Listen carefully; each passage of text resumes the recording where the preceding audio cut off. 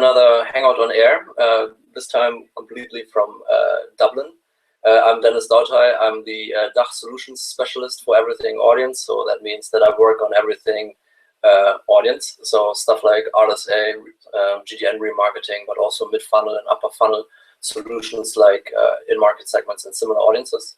And we also have Christina here.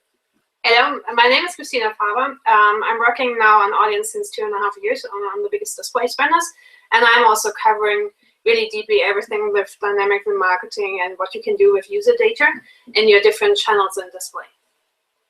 Perfect, thanks for that. So now we can switch to our presentation, and I will quickly go through our presentation, and at the end, let's get this to work. 1 second. Okay. Yeah.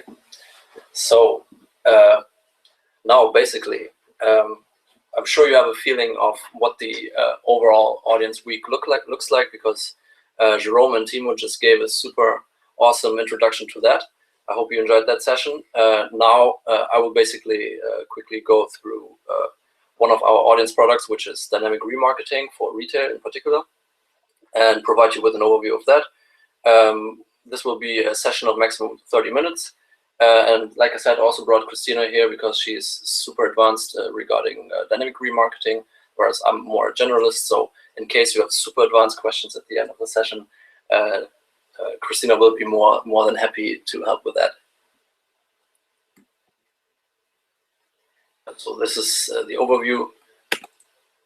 And let's take a quick look at the agenda.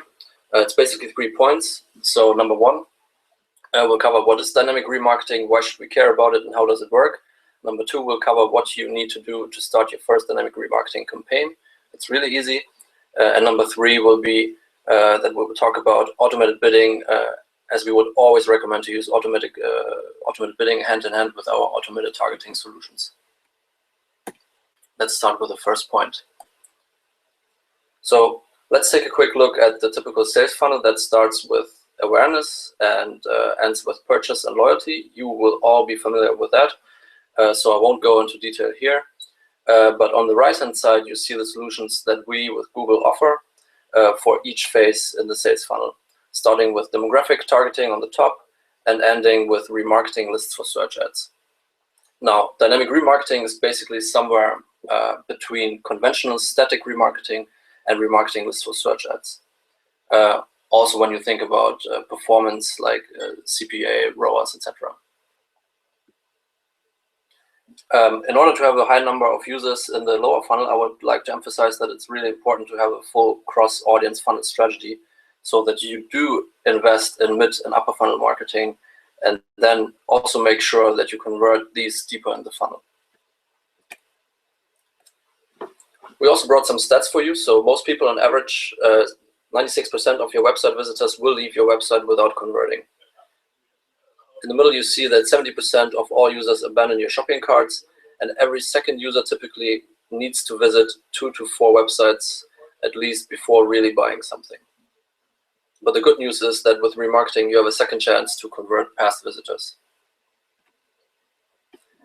Now, it's easier said than done to convert your users, because these users spend more than 5 hours with digital media spread throughout the day.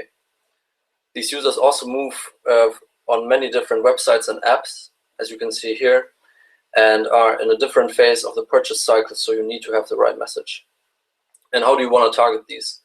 You need the right format, you need the perfect bid, which we can offer with automated bidding, and you also have a huge product feed, and you also need to show the right product out of that product feed to the user. With dynamic remarketing, it is possible to cover all these factors and provide your users with the right ads, the right products at the right time. So how does it work? It's very simple. The user goes to your website and views a product. The remarketing tag placed on your website records the product viewed and passes on this information to your merchant center feed via so-called custom parameters. You don't need to worry about that right now. And then we're looking for a match between the ID on the side, so the product ID on the side, and the Google Merchant Center feed. and the user then gets on a remarketing list, and based on that will be shown an ad on the Google Display Network. So just for your information, if you work for an agency right now and have a non-retail client, dynamic remarketing is now available for all verticals, but in this session we're focusing on retail. But basically dynamic remarketing for all other verticals is basically as awesome as for retail. So please do not miss the session in the afternoon, but we'll go into that later. So that was a quick intro to dynamic remarketing, but how can we get started with our first campaign? There are only 4 simple steps you need to follow in order to set up your first campaign. So how do we start? You create a new campaign as always, and you choose the campaign type, and the campaign type here would be remarketing. And at the bottom of the page, you tick the checkbox for dynamic ads. That's really important. Then you just select your business type, and in your case, it should be retail. And once you've done that, you will be walked through the 4 steps that you've just seen. Now, once you've done that, you can create your feed, and either you create your Google Merchant Center feed if you don't have one, or you link the Merchant Center feed that you already have with the AdWords account if it's not already linked. The second step is to properly tag your site. In a later session, we will go into the specifics of how to create or update your remarketing tag with the required custom parameters. But all you need to know right now is that the most important information we need is page type, total value, and of course the ID of your product, so product ID. The third and my favorite step is that you review the lists that have been automatically created for you. These are all website visitors. So this could be a user that has been to any of your websites throughout your entire homepage, website, product page, it doesn't really matter where on your site. Then general visitors. These are users that have been to many of your sites but have not been to a specific product page. So this list could contain users that have been to your homepage, the search results page, or the category page, but no product page really. Product viewers should be rather straightforward. It's a user that has seen a specific product of yours from your feed as well. Then cart abandoners are users that left the shopping cart without buying, obviously.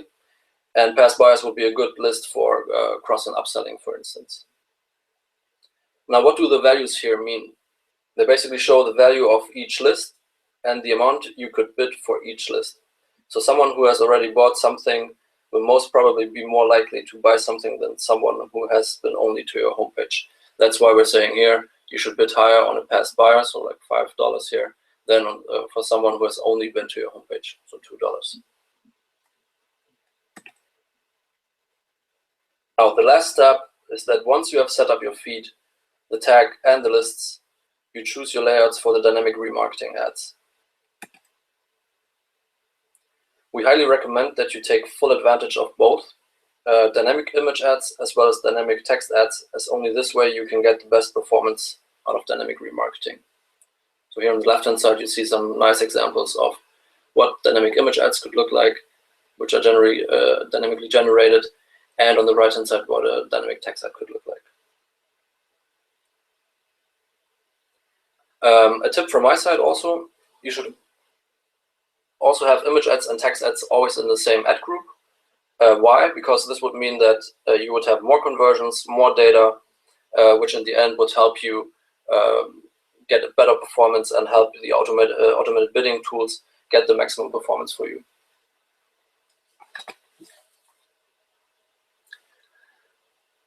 Now, you've seen how dynamic remarketing works, why it's important, what it means, how you can start your first campaign. So I would say so far it's been pretty straightforward. But now we're going to talk about real-time bidding, because there shouldn't be any dynamic remarketing campaign out there without the beauty of auto bidding in place, because this really gets us the maximum performance that we can get. We have 3 main factors that you can influence that lead to the great performance of dynamic remarketing campaigns. On the right-hand side, the campaign settings. I will go a bit deeper into that at some point stage later. And then the smart segmentation of your users. So the remarketing list, which we just talked about, so the past buyers and the general visitors, etc. And super important, which you see in the middle, real-time bidding. Compared to manual bidding, auto bidding takes into account millions of signals, such as the conversion history of the user, which you can see on the left-hand side, the browsing behavior, so how many products did he look at, and when the visit of a user took place, so recency. Based on these signals, our automated bidding solutions set bids for each auction, so for each impression of your campaigns. So this is really real time. And it's really a USP compared to other auto bidding tools out there, which sometimes only set a bid 3 or 4 times per day. Using our flexible bidding strategy, target CPA, for instance, will then lead to 20% more conversions on average. Now, it is important to note that our tools need to process a lot of signals, as we've just seen. It's millions of signals. So it needs a couple of weeks to learn and get the best results for you. So at the beginning, we recommend you start with a higher target CPA in week 1, for instance, and then decrease this over time as the system learns. And this will also lead to perfect performance and lower CPAs in the end for you with your dynamic remarketing campaigns.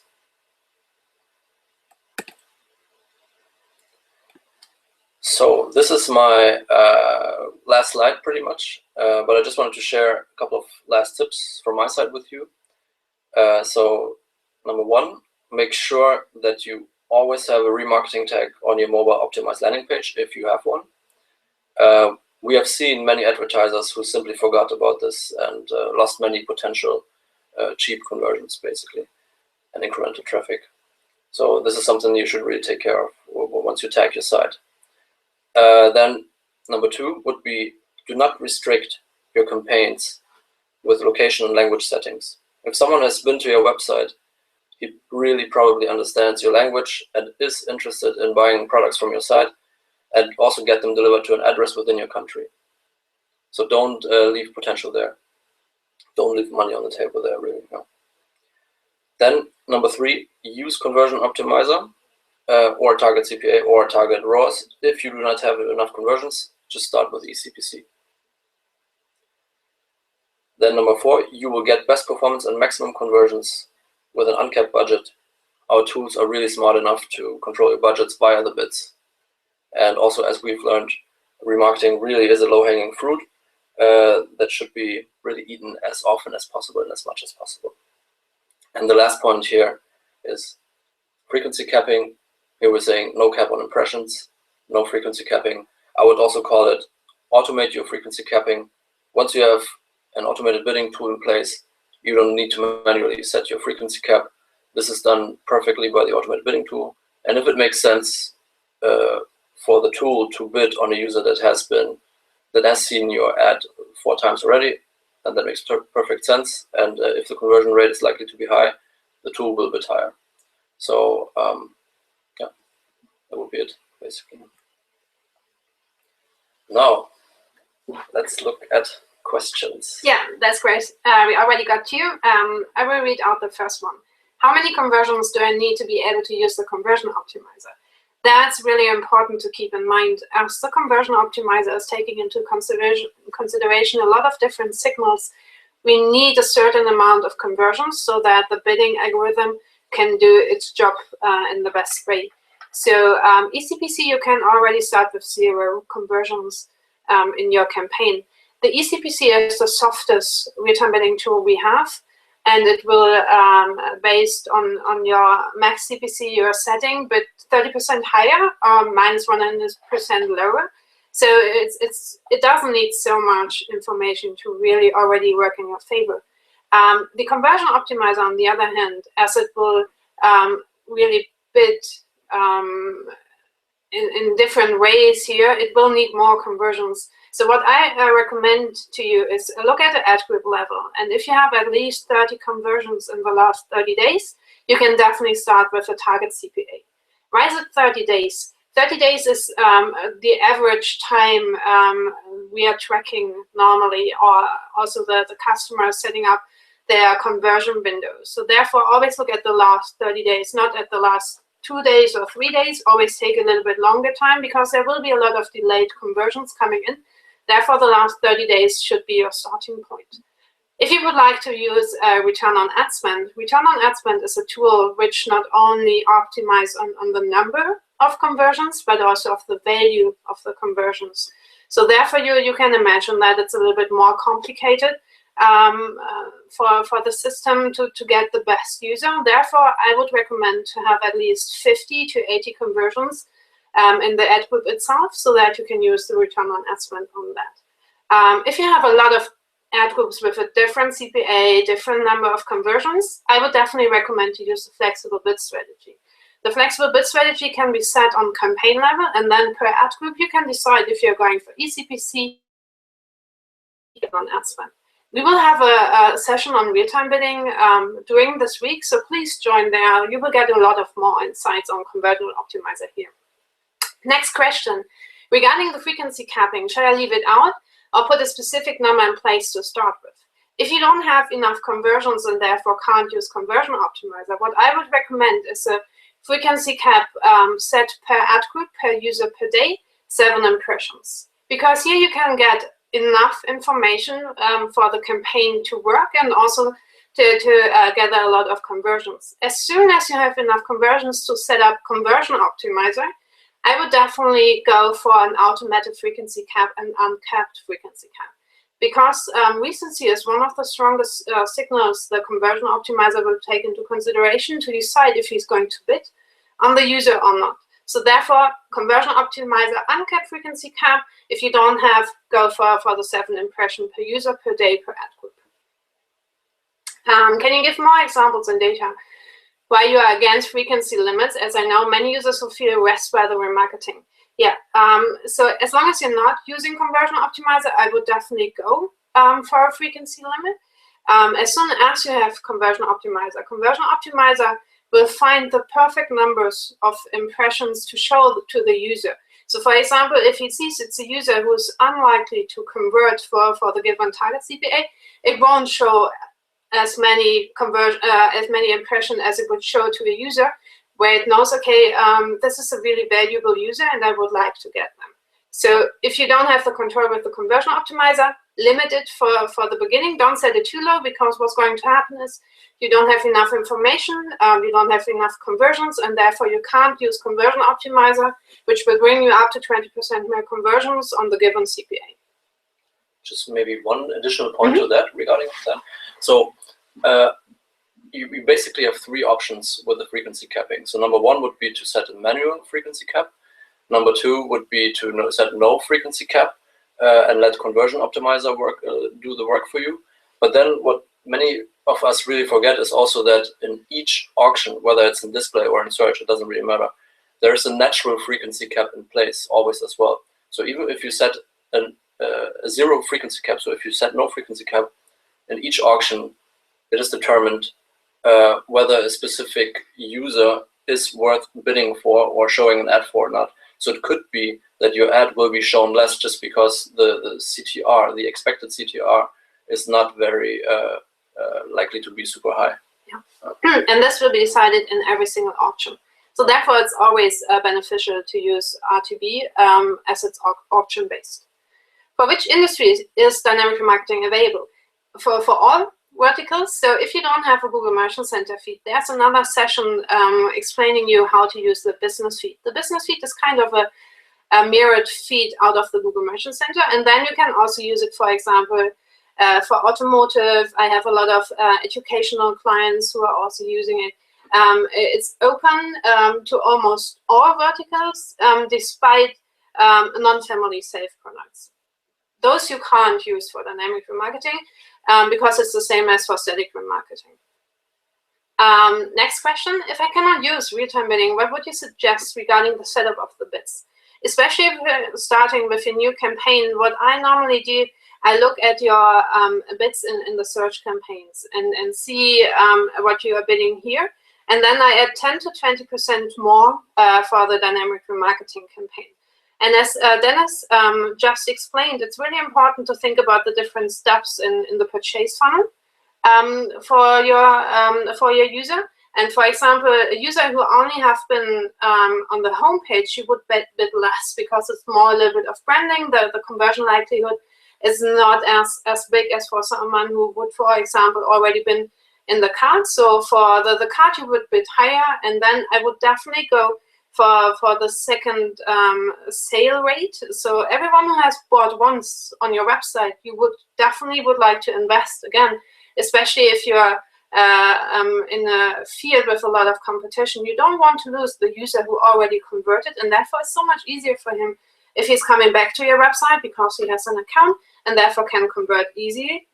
So therefore also go for a high bid in the buyers. And the first 2 weeks your bid should be a little bit more aggressive with a new campaign, so that you can really get a lot of good placements, and then based on the information and history you see in your account, then you can start the optimization. We will also have a session about optimization. So especially if you're wondering, I don't have enough conversions, how should I optimize? Definitely join this session and learn a lot about manual optimization of dynamic remarketing campaigns.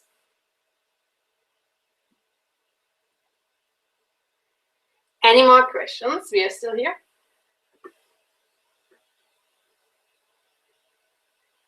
Oh, I see. No. Okay. No more questions. Okay. Perfect. So yeah, thanks a lot for your time.